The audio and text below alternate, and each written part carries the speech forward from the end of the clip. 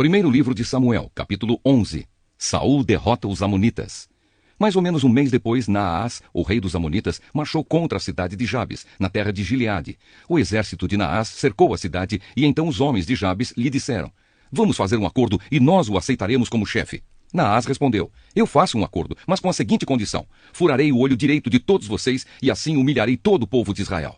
Os líderes de Jabes disseram: "Dê-nos 7 dias para mandar mensageiros por toda a terra de Israel. Se ninguém vier nos ajudar, então nos entregaremos a você."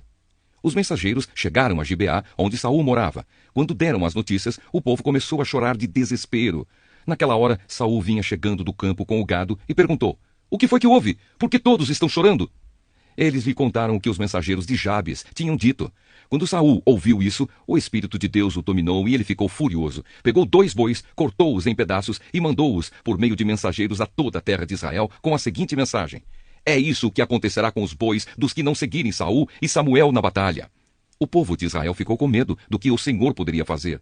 E então todos vieram, com um só pensamento, para seguir Saul. Saul os reuniu e os levou de Bezeque. Havia 300.000 homens de Israel e 30.000 de Judá. Eles disseram aos mensageiros de Jabes: "Digam ao seu povo que amanhã, antes do meio-dia, vocês receberão socorro." O povo de Jabes ficou muito alegre quando recebeu a mensagem. Então eles disseram aos amonitas: "Amanhã nós nos entregaremos, e vocês poderão fazer com a gente o que quiserem." Na manhã seguinte, Saul dividiu seus homens em 3 grupos. Ao amanhecer, eles avançaram sobre o acampamento amonita e o atacaram. Lá pelo meio-dia já haviam massacrado os inimigos, e os que escaparam se espalharam, cada um fugindo para um lado. Então o povo de Israel disse a Samuel: "Onde estão as pessoas que disseram que Saul não seria o nosso rei? Traga essa gente aqui, que nós os mataremos." Mas Saul respondeu: "Ninguém será morto neste dia, porque hoje o Senhor Deus deu a vitória ao povo de Israel." E Samuel disse ao povo: "Vamos todos a Gilgal, e lá confirmaremos Saul como nosso rei." Então foram todos a Gilgal, e lá, no lugar sagrado, fizeram de Saul o seu rei. Ofereceram sacrifícios de paz, e Saul e todo o povo de Israel festejaram o acontecimento. Carta aos Romanos, capítulo 9. Deus e o seu povo. O que eu digo é verdade. Sou de Cristo e não minto, pois a minha consciência, que é controlada pelo Espírito Santo, também me afirma que não estou mentindo. Sinto uma grande tristeza e uma dor sem fim no coração por causa do meu povo, que é a minha raça e meu sangue. Para o bem desse povo, eu mesmo poderia desejar receber a maldição de Deus e ficar separado de Cristo. Eles são o povo escolhido por Deus. Ele os tornou seus filhos e repartiu a sua glória com eles. Deus fez suas alianças com eles e lhes deu a lei, a verdadeira maneira de adorar e as promessas. Eles são descendentes dos patriarcas, e como ser humano, Cristo pertence à raça deles. Que Cristo, que é o Deus que governa todos, seja louvado para sempre. Amém. Eu não estou dizendo que a promessa de Deus tenha falhado. De fato, nem todos os israelitas fazem parte do povo de Deus. Nem todos os descendentes de Abraão são filhos de Deus. Pois Deus disse a Abraão: "Por meio de Isaque é que você terá os descendentes que eu lhe prometi." Isso quer dizer que os que são considerados como os verdadeiros descendentes de Abraão são aqueles que nasceram como resultado da promessa de Deus e não os que nasceram de modo natural. Pois quando fez a promessa, Deus disse a Abraão o seguinte: "No tempo certo eu voltarei e Sara, sua mulher, terá um filho." E mais ainda, os 2 filhos de Rebeca tinham o mesmo pai, o nosso antepassado Isaque. Mas para que a escolha de um deles fosse completamente de acordo com o plano de Deus, o próprio Deus disse a Rebeca: "O mais velho será dominado pelo mais moço." Disse isso antes de eles nascerem e antes de fazerem qualquer coisa boa ou má. Assim ficou confirmado que é de acordo com o seu plano que Deus escolhe aqueles que ele quer chamar, sem levar em conta o que eles tenham feito. Como dizem as Escrituras Sagradas: "Eu escolhi Jacó, mas rejeitei Esaú." O que vamos dizer então? Que Deus é injusto? De modo nenhum, pois ele disse a Moisés: "Terei misericórdia de quem eu quiser, terei pena de quem eu desejar." Portanto, tudo isso depende não do que as pessoas querem ou fazem, mas somente da misericórdia de Deus. Porque, como está escrito nas Escrituras Sagradas, Deus disse a Faraó: "Foi para isto mesmo que eu pus você como rei, para mostrar o meu poder e fazer com que o meu nome seja conhecido no mundo inteiro." Portanto, Deus tem misericórdia de quem ele quer e endurece o coração de quem ele quer. A ira e a misericórdia de Deus. Algum de vocês vai me dizer: se é assim, como é que Deus pode encontrar culpa nas pessoas? Quem pode ir contra a vontade de Deus? Mas quem é você, meu amigo, para discutir com Deus? Será que um pote de barro pode perguntar a quem o fez: "Por que você me fez assim?" Pois o homem que fez o pote tem o direito de usar o barro como quer. Do mesmo barro, ele pode fazer 2 potes, um pote para uso especial e outro para uso comum. E foi isso que Deus fez. Ele quis mostrar a sua ira e tornar bem conhecido o seu poder. Assim suportou com muita paciência os que mereciam o castigo e que iam ser destruídos. Ele quis também mostrar como é grande a sua glória que ele derramou sobre nós, que somos aqueles de quem ele teve pena e a quem ele já havia preparado para receberem a sua glória. Pois nós somos aqueles que Deus chamou, não somente os que são judeus, mas também os não-judeus. Isso é o que ele diz no livro de Oséias. Aqueles que não eram meu povo, eu chamarei de meu povo. A nação que eu não amava, chamarei de minha amada. E no mesmo lugar onde foi dito, vocês não são o meu povo, ali eles serão chamados de os filhos do Deus vivo. E Isaías disse a respeito de Israel, mesmo que o povo de Israel seja tão numeroso como os grãos de areia da praia do mar, somente alguns deles serão salvos, pois o Senhor julgará logo e de uma vez o mundo inteiro. Como o próprio Isaías tinha dito antes, se o Senhor Todo-Poderoso não nos tivesse deixado alguns descendentes, seríamos agora como a cidade de Sodoma, estaríamos destruídos como Gomorra. O povo de Israel e o Evangelho. O que vamos dizer então? Vamos dizer isto. Os não-judeus, que não procuravam ser aceitos por Deus, foram aceitos por meio da fé. Porém, o povo de Israel, que procurava uma lei para ser aceito por Deus, não encontrou o que estava procurando. E por que não? Porque eles procuravam alcançar isso por meio das suas ações e não por meio da fé. Eles tropeçaram na pedra de tropeço, como dizem as Escrituras Sagradas. Vejam, estou colocando em Sião uma pedra em que eles vão tropeçar, a rocha que vai fazê-los cair. Mas quem crer nela não ficará desiludido. Jeremias capítulo 48. A destruição de Moabe. O Senhor Todo-Poderoso, Deus de Israel, disse o seguinte a respeito de Moabe. Tenham pena do povo da cidade de Nebo, porque ela está destruída. Quiriataim foi tomada, a sua fortaleza poderosa foi arrasada, e o seu povo ficou humilhado. Acabou-se a glória de Moabe. Em Esbom o inimigo faz os seus planos. Vamos acabar com a nação de Moabe. Exércitos marcharão contra a cidade de Madmen, e nela só restará o silêncio. O povo de Oronaim grita, tudo está arrasado, tudo está destruído. O país de Moabe ficou em ruínas. As crianças estão chorando. Escutem os seus soluços no caminho que sobe para Luíte. Ouçam os seus gritos de aflição na estrada que desce para Oronaim. Ouve-se gente gritando, depressa, fujam para salvar a vida. Corram como um jumento selvagem no deserto. Moabe, você confiou na sua força e na sua riqueza, mas agora você mesmo será dominado. O seu deus Quemos será levado para fora do país, junto com seus príncipes e os seus sacerdotes. Nenhuma cidade escapará da destruição. Tanto o vale como o planalto ficarão arrasados. Sou eu, o Senhor, quem está falando. Preparem uma pedra para o túmulo de Moabe, pois logo esse país será destruído. As suas cidades ficarão em ruínas e ninguém mais vai morar lá. Maldito aquele que é relaxado no serviço de Deus. Maldito aquele que guarda a sua espada para não matar. A destruição das cidades de Moabe. O Senhor Deus disse, o povo de Moabe sempre viveu em segurança e nunca foi levado como prisioneiro para fora do seu país. Moabe é como vinho guardado que nunca foi agitado, nem derramado de uma vasilha para outra. O seu gosto nunca se estragou e o seu sabor não mudou.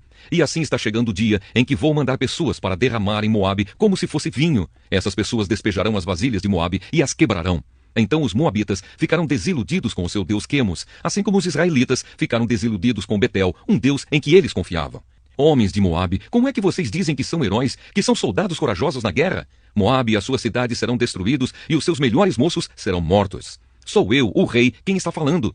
O meu nome é Senhor, o Todo-Poderoso. A desgraça dessa nação está chegando. A sua destruição virá logo. Tenham pena de Moabe, vocês que moram perto, todos vocês que conhecem a sua fama. Digam, o seu grande poder se acabou. A sua glória e a sua força não existem mais. Vocês que moram em Dibom, desçam do seu lugar de honra e sentem no chão, no pó. O destruidor de Moabe está aqui. Ele arrasará suas fortalezas. Vocês que vivem em Aroer, fiquem na beira do caminho e esperem. Perguntem aos que estão fugindo o que foi que aconteceu. Eles vão responder, o país de Moabe caiu. Chorem por ele, pois está destruído. Anunciem pelas margens do rio Amon que Moabe foi arrasado. As cidades do Planalto foram condenadas. Olom, Jaza, Mefaate, Dibom, Nebo, Bet-Diblataim, Quiriataim, Bet-Gamul, Bet-Meão, Queriote e Bozra. Todas as cidades de Moabe, de longe e de perto, foram condenadas. O poder de Moabe foi esmagado e a sua força foi destruída. Eu, o Senhor, estou falando. A humilhação de Moabe. E o Senhor continuou. Façam com que Moabe fique bêbado, pois se revoltou contra mim, o Senhor Deus. Moabe rolará no seu próprio vômito, e os outros zombarão dele. Moabe, você lembra de como zombou do povo de Israel? Você tratou esse povo como se tivesse sido preso junto com uma quadrilha de ladrões. Vocês que vivem em Moabe, abandonem as suas cidades e vão viver no meio das rochas. Façam como as pombas que constroem os seus ninhos na beira dos precipícios. Temos ouvido falar do orgulho de Moabe. Esse povo é orgulhoso, soberbo, vaidoso e cheio de si. Eu, o Senhor, conheço o seu orgulho.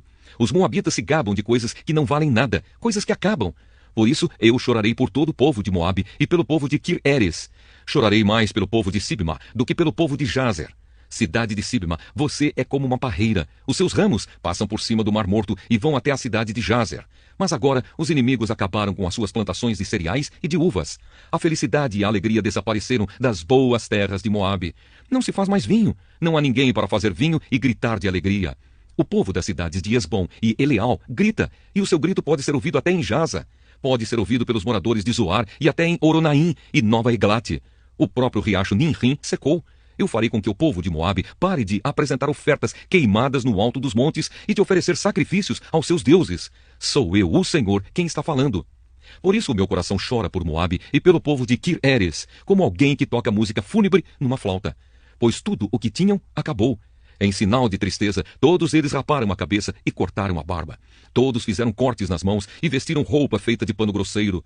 Nos terraços de todas as casas e em todas as praças só há choro, porque eu quebrei Moabe como um jarro que ninguém quer. Moabe está arrasado. Gritem, a desgraça caiu sobre Moabe. O país está em ruínas e todas as nações vizinhas caçoam dele. Eu, o Senhor, estou falando. Moabe não poderá escapar. Eu, o Senhor, prometi que uma nação atacará Moabe e cairá em cima dele como uma águia com as suas asas abertas. As suas cidades e fortalezas serão tomadas. Naquele dia, os soldados de Moabe terão tanto medo como a mulher que está com dores de parto.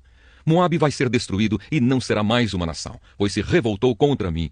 Medo, covas e armadilhas esperam pelos moradores de Moabe. Sou eu, o Senhor, quem está falando. Os que fugirem de medo cairão nas covas, e os que conseguirem sair das covas ficarão presos nas armadilhas, pois eu marquei o dia da destruição de Moabe. Outros fogem cansados e procuram proteção na cidade de Esbom.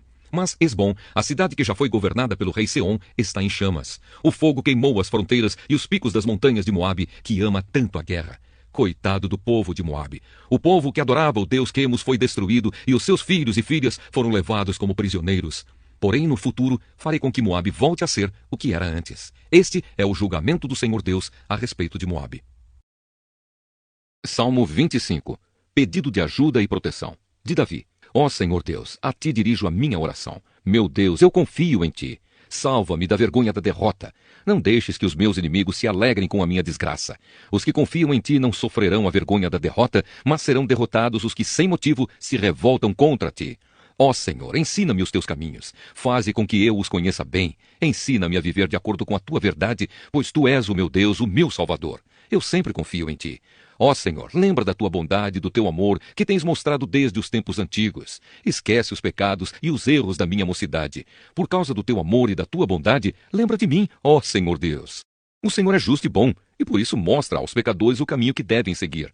Deus guia os humildes no caminho certo e lhes ensina a sua vontade. Ele é fiel e com amor guia todos os que são fiéis à sua aliança e que obedecem aos seus mandamentos. Ó Senhor Deus, cumpre a tua promessa e perdoa os meus pecados, porque são muitos. Aqueles que temem o Senhor aprenderão com ele o caminho que devem seguir. Eles sempre terão sucesso, e a terra prometida será dos seus filhos. O Senhor Deus é amigo daqueles que o temem e lhes ensina as condições da aliança que fez com eles. Eu olho sempre para o Senhor, pois ele me livra do perigo. Ó Deus, olha para mim e tem pena de mim, pois estou sendo perseguido e não tenho proteção. Livra o meu coração de todas as aflições e tira-me de todas as dificuldades. Vê as minhas tristezas e sofrimentos e perdoa todos os meus pecados. Vê quantos inimigos tenho. Vê como é grande o ódio deles contra mim. Protege-me e salva-me. Livra-me da vergonha da derrota, pois em ti encontro segurança. Que a minha honestidade e sinceridade me protejam, porque confio em ti. Ó Deus, salva Israel, o teu povo, de todas as suas dificuldades.